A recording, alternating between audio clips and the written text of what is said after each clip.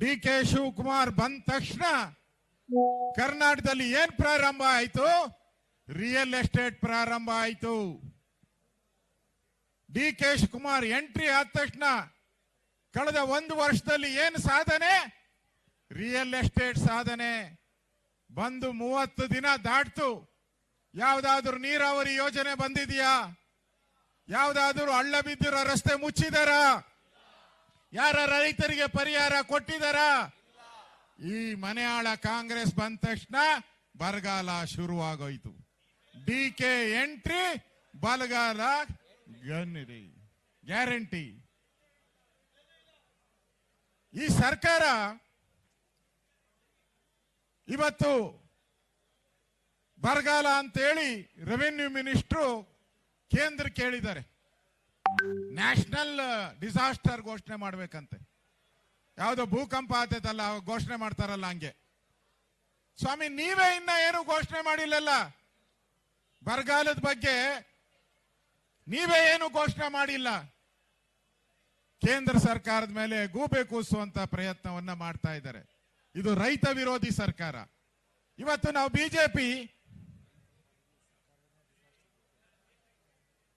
ಒಂದ್ ರೀತಿ ರೈತರ ಪಾಲಿಗೆ ಸರ್ಕಾರನೇ ಡಿಸಾಸ್ಟರ್ ಇದು ಸರ್ಕಾರ ರೈತರ ಪಾಲಿಗೆ.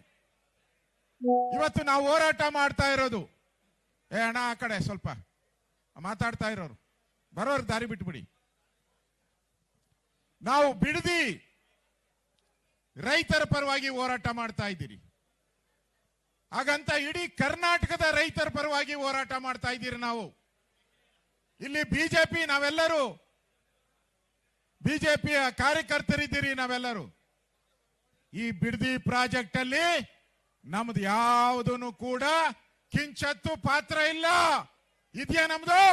ಒಂದು ಚೂರು ನಮ್ದು ಪಾತ್ರ ಇಲ್ಲ ಇದರಲ್ಲಿ. ನಾವು ನೋಟಿಫಿಕೇಶನ್ ಮಾಡಿಲ್ಲ, ಅಕ್ವೈರು ಮಾಡಿಲ್ಲ, ಯಾವುದೇ ಪ್ರೊಸೀಡಿಂಗ್ಸು ಮಾಡಿಲ್ಲ. ಸದಾನಂದ ಗೌಡ್ರು ಇದ್ದಾಗ ಮುಖ್ಯಮಂತ್ರಿ ಒಂದು ಸರ್ಕಾರದ ಮೀಟಿಂಗ್ ಕರೆದರು.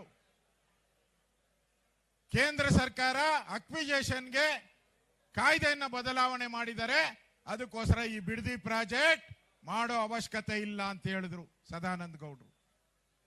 ಜಗದೀಶ್ ಶೆಟ್ಟರು ಅಷ್ಟೇ ಬಂದಾಗ ಇದನ್ನ ಯಾವುದೇ ಅಕ್ವಿಜೇಷನ್ಗೆ ನೋಟಿಸ್ ಅನ್ನ ಸರ್ವ್ ಮಾಡಲಿಲ್ಲ.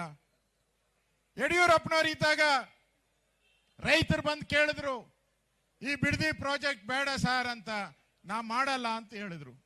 ಇವತ್ತು ಡಿ.ಕೆ. ಶಿವಕುಮಾರ್ ಕೇಳ್ತಾ ಇದ್ದಾರೆ, ಅಶೋಕ್ ಅವರೇ ನೀವು ಕಂದಾಯ ಸಚಿವರಾಗಿದ್ದೀರಿ, ನೀವು ಸೈನ್ ಹಾಕಿಲ್ವ ಅಂತಾರೆ. ನಾನು ಯಾವುದಕ್ಕನ ಸೈನ್ ಹಾಕಿದ್ರೆ ತೋರಿಸಿ, ನೀವು ನಾನು ಯಾವ್ದನ ಬಿಡದಿ ಪ್ರಾಜೆಕ್ಟ್ಗೆ ಅಕ್ವಿಜೇಷನ್ಗೆ ಸೈನ್ ಹಾಕಿದಿನ ತೋರಿಸಿ, ಪ್ರೊಸೀಡಿಂಗ್ಸ್ಗೆ ಸೈನ್ ಹಾಕಿದಿನ ತೋರಿಸಿ. ಇದರಲ್ಲಿ ಬಿಜೆಪಿ ಪಾತ್ರ ಎಳ್ಳಷ್ಟು ಇಲ್ಲ. ಅದಕ್ಕೋಸ್ಕರ ನಾವು ಧೈರ್ಯದಿಂದ ಬಿಡದಿ ರೈತರ ಪರವಾಗಿ ಹೋರಾಟಕ್ಕೆ ನಾವು ಇಳಿದಿದ್ದೀರಿ. ಸನ್ಮಾನ್ಯ ಕುಮಾರಸ್ವಾಮಿ ಅವರು ಅಷ್ಟೇ, ಅವ್ರು ಅಕ್ವಿಜೇಷನ್ ಮಾಡಿಲ್ಲ, ಪ್ರೊಸೀಡಿಂಗ್ಸ್ ಅಷ್ಟೇ ಮಾಡಿದ್ದವರು. ಅಕ್ವಿಜೇಷನ್ಗೆ ಅವರು ಅವಕಾಶ ಕೊಟ್ಟಿಲ್ಲ.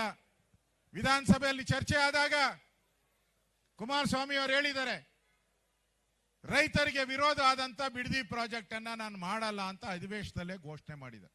ಇಷ್ಟಿದ್ರೂ ಕೂಡ ಡಿ.ಕೆ. ಶಿವಕುಮಾರ್ ಪದೇ ಪದೇ ಇದು ಕುಮಾರಸ್ವಾಮಿ ಕೂಸು ಅಂತಾರೆ. ಕುಮಾರಸ್ವಾಮಿ ಏನು ಅಕ್ವಿಜೇಷನ್ ನೋಟಿಸ್ ಕೊಟ್ಟಿದ್ರ? ಫಸ್ಟ್ ನೋಟಿಸ್ ಬಂದಿದ್ದು ಸಿದ್ದರಾಮಯ್ಯ ಮುಖ್ಯಮಂತ್ರಿ ಆಗಿದ್ದಾಗ 2024ರಲ್ಲಿ. ಎರಡನೇ ನೋಟಿಸು ಸಿದ್ದರಾಮಯ್ಯ ಮುಖ್ಯಮಂತ್ರಿ ಆಗಿದ್ದಾಗ. ಈಗ ಹಣ ಕೊಡ್ತಾ ಇರೋದು ಡಿ.ಕೆ. ಶಿವಕುಮಾರ್ ಅವರು. ಅಂದ್ರೆ ಇದರಲ್ಲಿ ಪಾತ್ರ ಎಂಟೈರ್ ಕಾಂಗ್ರೆಸ್ ಅವ್ರದೇ ಪಾತ್ರ ಇದರಲ್ಲಿ. ಈಗ ಜೆಡಿಎಸ್ ಅವ್ರ ಪಾತ್ರ ಅಂತಾರಲ್ಲ, ಅವ್ರ ಕೂಸು ಅಂತಾರಲ್ಲ, ಅವ್ರ ಕೂಸು ನೀವ್ಯಾಕೆ ಎತ್ಕೊಂಡಿದ್ದೀರಾ? ಅವ್ರಿಗೆ ಅವ್ರ ಮಕ್ಕಳು ನೀವ್ಯಾಕಪ್ಪ ಎತ್ಕೊಂಡಿದ್ದೀರಾ? ಅವ್ರ ಕೂಸು ಅವ್ರಿಗೆ ಹುಟ್ಟಿರೋ ಕೂಸು ಅಂತ ಇಟ್ಕೊಂಡಿದ್ದೀರಾ ನೀವು. ಕೂಸು ಅಂದ್ರೆ ಇದು ಅವ್ರಿಗೆ ಹುಟ್ಟಿರೋದನ್ನ ನೀವ್ಯಾಕಯ್ಯ ಇಟ್ಕೊಂಡಿದ್ದೀರಾ? ನಾಚಿಕೆ ಆಗಲ್ಲ ನಿಮ್ಗೆ? ಅವ್ರ ಕೂಸು ನಿಮ್ ಕೂಸು ಎತ್ಕೊಳ್ರಿ. ಫಸ್ಟು ಕಾಂಗ್ರೆಸ್ ಕೂಸುಗಳು ಏನೇನವ ಅವು ಎತ್ಕೊಳ್ರಿ. JDS ಕೂಸ್ನ ಯಾಕೆ ತಗೊಳಕ್ ಹೋಗ್ತೀರಾ ನೀವು? ಇಲ್ಲ ಸಲ್ಲದ ಅಪಚಾರವನ್ನ ಕುಮಾರಸ್ವಾಮಿ ಅವ್ರ ಬಗ್ಗೆ ಮಾಡ್ತಾ ಇದ್ದೀರಾ. ಅವ್ರೇನ್ ಪ್ರಾಜೆಕ್ಟ್ ಮಾಡಬೇಕು ಅಂತ ಏನನ್ನ ಅಕ್ವೇರಿ ನೋಟಿಸ್ ಕೊಟ್ಟಿದ್ರ? ಕೊಟ್ಟಿರ್ಲಿಲ್ಲ. ಬಿಜೆಪಿ ಸರ್ಕಾರ ಇದ್ದಾಗ ನಾವೇನಾದ್ರೂ ನೋಟಿಸ್ ಕೊಟ್ಟಿದ್ದೀರಾ? ನಾವೇನ್ ಕೊಟ್ಟಿಲ್ಲ ಇದ್ರನ್ನ. ಇವತ್ತು ಇದೇ ಬಿಡದಿ ಬಗ್ಗೆ ಅಸೆಂಬ್ಲಿಯಲ್ಲಿ ಚರ್ಚೆ ಆಯಿತು. ಆಗ ವಿರೋಧ ಪಕ್ಷದ ನಾಯಕರಾಗಿದ್ದವರು ಸಿದ್ದರಾಮಯ್ಯನವರು, DK ಶಿವಕುಮಾರ್ ಅವರು ಅವಾಗ ವಿರೋಧ ಪಕ್ಷದಲ್ಲಿ ಕೂತಿದ್ರು. ನಿಯಮ 60 ಅಡಿಯಲ್ಲಿ ಚರ್ಚೆ ಆಯಿತು, 69 ಅಡಿಯಲ್ಲಿ ಚರ್ಚೆ ಆಯಿತು. ಆಗ ಇದೇ ಸಿದ್ದರಾಮಯ್ಯ, ಇದೇ DK ಶಿವಕುಮಾರ್ ಏನ್ ಮಾತಾಡಿದಾರೆ ಗೊತ್ತಾ? ಇಲ್ಲಿ ದಾಖಲೆ. ಇವಾಗ ಬಾಯ್ ಬಡ್ಕಂತಾರಲ್ಲ, ಬಿಡದಿ ಮಾಡೇ ಮಾಡ್ತೀರಿ, ಯಾವುದೇ ಕಾರಣಕ್ಕೂ ಬಿಡದಿನ ಬಿಡಲ್ಲ ಅಂತ DK ಶಿವಕುಮಾರ್ ಹೇಳ್ತಾರಲ್ಲ, ಸಿದ್ದರಾಮಯ್ಯ ಹೇಳ್ತಾರಲ್ಲ, ಅವತ್ತು ಏನ್ ಮಾತಾಡಿದ್ದಾರೆ? ಇವತ್ತು ಒಂದು ಎರಡನೇದು, ರೈತರು ನಿರ್ಗತಿಕರಾಗುತ್ತಾರೆ. ನಾವು ರೈತರನ್ನು ನಿರ್ಗತಿಕರಾಗಿ ಮಾಡಬಾರದು, ರೈತರ ಪರವಾಗಿ ನಿಲ್ಲಬೇಕು ಎನ್ನತಕ್ಕದ್ದು. ಇದು ಫರ್ಟಿಲರ್ ಲ್ಯಾಂಡ್, ತರಕಾರಿ ಬೆಳೆಯುವಂಥದ್ದು, ಹೈನುಗಾರಿಕೆ ಮಾಡುವಂಥದ್ದು, ಭತ್ತ ಬೆಳೆಯುವಂತಕ್ಕದ್ದು, ನೀರಾವರಿ ಪ್ರದೇಶ, ಪಂಪ್ ಸೆಟ್ಗಳಿದೆ, ಸಣ್ಣ ರೈತರು, ಅತಿ ಸಣ್ಣ ರೈತರು, ಬಹಳ ಮಂದಿ ಇಲ್ಲಿ ರೈತರು ವಾಸ ಮಾಡ್ತಾರೆ. ಇದನ್ನ ನೀವು ಅಕ್ವೈರ್ ಮಾಡಿದ್ರೆ ನೀವು ರೈತರಿಗೆ ದ್ರೋಹವಾಗ್ತಾ ಇದ್ದೀರಾ, ರೈತರಿಗೆ ಅನ್ಯಾಯ ಮಾಡ್ತಾ ಇದ್ದೀರಾ ಅಂತ ಹೇಳಿದವರು ಯಾರು? ಇದೇ ಸಿದ್ದರಾಮಯ್ಯ, ಇದೇ DK ಶಿವಕುಮಾರ್. ಈಗ ಯಾವ ಮಖ ಇಟ್ಕೊಂಡು ಹೇಳ್ತಿದ್ದೀರಾ? ಅವತ್ ವಿಧಾನಸಭೆಯಲ್ಲಿ ಇದ್ರ ಬಗ್ಗೆ ಚರ್ಚೆ ಮಾಡಿದಾಗ ಹಿಂದೆ ಪರಮೇಶ್ವರ್ ಅವರಿದ್ರು. ಹಿಂದೆ ಪರಮೇಶ್ವರ್ ವಿಧಾನಸಭೆಯಲ್ಲಿ ಒಬ್ಬ ಶಾಸಕ, ಮಾಗಡಿ ಶಾಸಕ, ಒಂದು ಪ್ರಶ್ನೆ ಹಾಕ್ತಾರೆ. ಅದರಲ್ಲಿ ಕೇಳ್ತಾರೆ 2017 18ರಲ್ಲಿ ಪರಮೇಶ್ವರ್ ಉಪಮುಖ್ಯಮಂತ್ರಿ ಉತ್ತರ ಕೊಡ್ತಾರೆ. ಪ್ರಶ್ನೆ ಏನು ಅಂತಂದ್ರೆ, ಈ ಬಿಡದಿ ಪ್ರಾಜೆಕ್ಟ್ ಅನ್ನ ನೀವು ಅಕ್ವೈರ್ ಮಾಡ್ತೀರಾ ಅಂತ. ಅದರಲ್ಲಿ ಹೇಳ್ತಾರೆ ಪರಮೇಶ್ವರ್, ನಾವು ಅಕ್ವೈರೇ ಮಾಡಿಲ್ಲ, ಅದನ್ನ ಪರಿಹಾರ ಕೊಡೋ ಪ್ರಶ್ನೆನೇ ಇಲ್ಲ, ಅಕ್ವೈರೇ ಮಾಡಿಲ್ಲ ಅಂತ ಹೇಳಿ ಅವತ್ತಿನ ಉಪಮುಖ್ಯಮಂತ್ರಿಗಳು ಹೇಳ್ತಾರೆ. ಇವತ್ತು ಅದೇ ಪರಮೇಶ್ವರ್ ಉಪಮುಖ್ಯಮಂತ್ರಿ ಈಗ ಯಾಕೆ ಮಾತಾಡ್ತಾ ಇಲ್ಲ?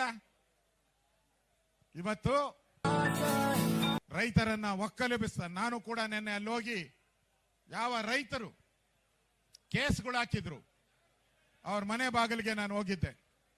ಅವ್ರಿಗೆ ಸಾಂತ್ವನ ಹೇಳಿ ನಾವು ಬಂದಿದ್ದೀರಿ, ನೀವು ಭಯ ಬೀಳ್ಬೇಡಿ, ನಿಮ್ ಪರವಾಗಿ ನಾವಿರ್ತೀರಿ.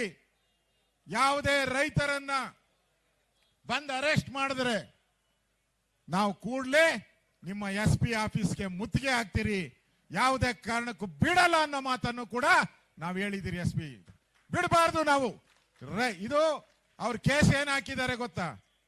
ಇಲ್ಲ ಕಾಪಿ ಇದೆ, ಮರ್ಡರ್ ಕೇಸ್ ಹಾಕಿದ್ದಾರೆ, ಕೊಲೆ ಬೆದರಿಕೆ, ಹಲ್ಲೆ,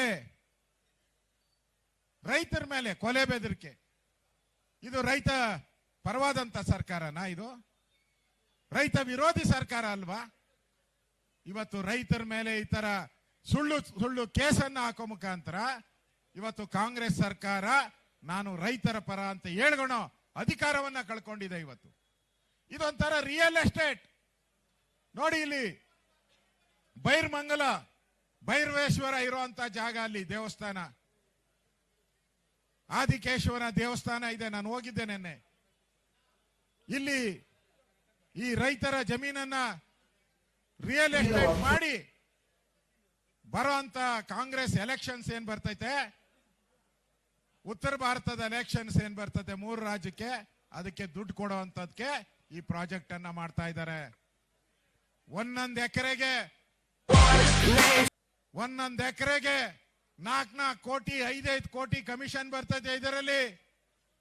ಅಲ್ಲಿ ಸುಮಾರು 2750 ಎಕರೆ ಗವರ್ಮೆಂಟ್ ಲ್ಯಾಂಡ್ ಇದೆ. ಯಾವಾಗ ಕುಮಾರಸ್ವಾಮಿ ಅವರು ಪ್ರೊಸೀಡಿಂಗ್ ಮಾಡಿದ್ರಲ್ಲ, ಅವಾಗ ಇದ್ದಿದ್ದು 2750 ಎಕರೆ. ಇವತ್ತೇನಾಗಿದೆ? ಅದು ಬಿರಿ 700 ಎಕರೆ ಉಳಿದಿದೆ, 2000 ಎಕರೆ ಪರಭಾರೆ ಮಾಡ್ಬಿಟ್ಟಿದ್ದಾರೆ. ಯಾರ ಜೊತೆ ತಗೊಂಡಿದ್ದೀರಾ ಇದನ್ನೆಲ್ಲ? ಯಾರಿಗೆ ಅಲಾಟ್ ಮಾಡಿದ್ದೀರಾ? ಇದು ದುಡ್ಡೊಡೆಯೋ ಸ್ಕೀಮು. ಇದು ದುಡ್ಡೊಡೆಯೋಕ್ಕೋಸ್ಕರ ನೀವು ಈ ಒಂದು ಪ್ರಾಜೆಕ್ಟ್ ಅನ್ನ ಮಾಡ್ತಾ ಇದ್ದೀರಾ. ಕೂಡಲೇ ಕೈ ಬಿಡಬೇಕು, ಇಲ್ಲ ಅಂದ್ರೆ ಬಿಜೆಪಿ ದೊಡ್ಡ ಹೋರಾಟವನ್ನ ನಾವು ಮಾಡ್ತೀರಿ.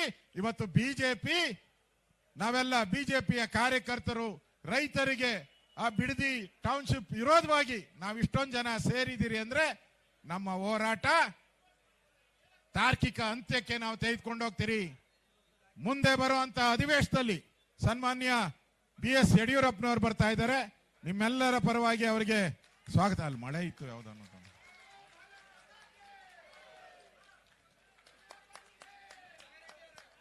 ನಿಮ್ಮೆಲ್ಲರ ಪರವಾಗಿ ಯಡಿಯೂರಪ್ಪನವರಿಗೆ ಸ್ವಾಗತವನ್ನ ಕೋರ್ತಾ ಇದ್ದೀನಿ.